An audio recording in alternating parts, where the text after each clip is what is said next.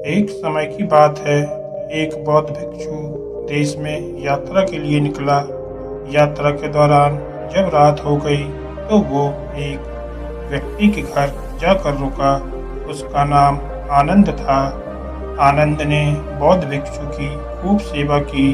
दूसरे दिन आनंद ने बौद्ध भिक्षु को उपहार देकर विदा कर दिया। बौद्ध भिक्षु आनंद की सेवा से बहुत प्रसन्न हुआ और उसे दुआएं देने लगा। भगवान करे तुम्हारी धन दौलत दिनों दिन बढ़ती ही रहे। बौद्ध भिक्षु की इस बात को सुनकर आनंद हंसने लगा और बोला, महात्मन, जो भी मेरे पास है वह हमेशा रहने वाला नहीं है। बौद्ध भिक्षु आनंद की यह बात सुनकर चकित रह गया और उसकी तरफ देखता रह गया और वहां से चला गया। कुछ वर्षों के बाद बौद्ध भिक्षु फिर आनंद के घर आया और देखा कि उसका सारा धन, सारी संपत्ति, सब कुछ खत्म हो चुका था। पता चला अब आनंद गांव के किसी जमींदार के घर पर मजदूरी का काम कर रहा था। वो बौद्ध भिक्षु आनंद से मिलने गया।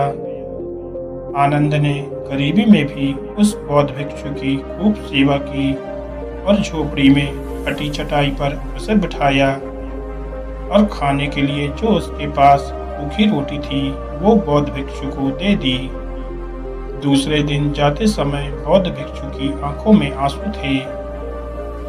आनंद बौद्ध भिक्षु की आंखों में आंसू देखकर फिर हंसने लगा और बोला, अरे महात्मन, क्यों दुखी हो रहे हो?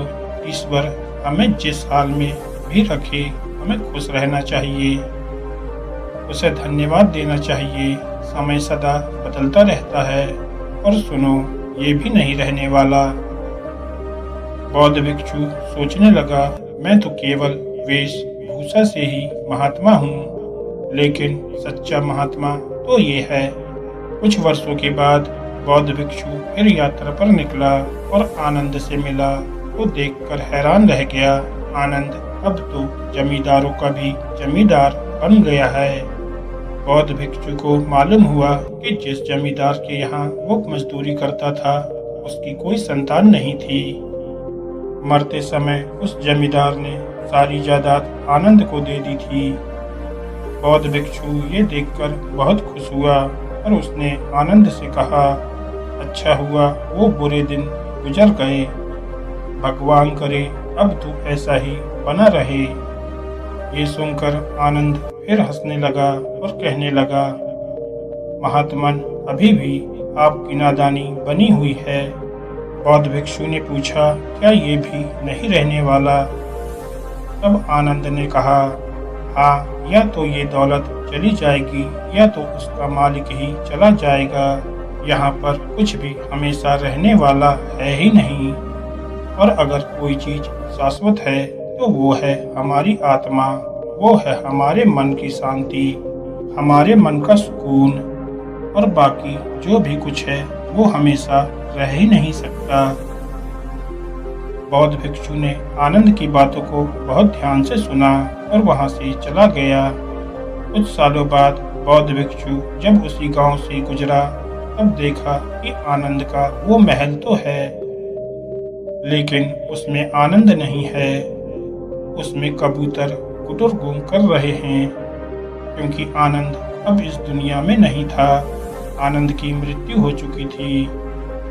वो बौद्ध भिक्षु मन ही मन सोचने लगा कि ये इंसान जिंदगी भर कितना दौड़ता रहता है, रोता रहता है, दुखी होता रहता है। जिन चीजों के लिए इंसान तड़पता रहता है, दुखी होता रहता है, वास्तव में वो चीजें हमेशा रहने वाली है ही नहीं। वो सारी चीजें बदलने वाली हैं। दोस्तों, हमारी जिंदगी में जब भी कोई मुश्किलें आए, कोई तकलीफें आए, कोई दुख आए, तो हमें ये सोचना चाहिए कि जिंदगी में इससे पहले जो भी मुश्किलें आईं, उलझने आईं, क्या वो रुकी, क्या वो हमेशा रहीं? जैसे आजकल सारी मुश्किलें होकर चली गईं, वैसे ही ये मुश्किलें भी होकर चली जाएंगी। ये भी हमेशा रहने वाली नहीं हैं। तो आपकी ज़िंदगी में कितना भी बड़ा दुख क्यों ना हो, कितनी भी बड़ी मुश्किलें क्यों ना हो, आप मन में ये विश्वास रखना, ये मुश्किलें, ये उलझनें हमेशा रहने वाली नहीं हैं। दोस्तों, अगर आपको ये कहानी अच्छी लगी हो तो वीडियो को लाइक करें और ऐसी ही मोटिवेशनल कहानियाँ सुनने के लिए हमारे चैनल को सब्सक्राइब करें। धन्यवाद दोस्तों।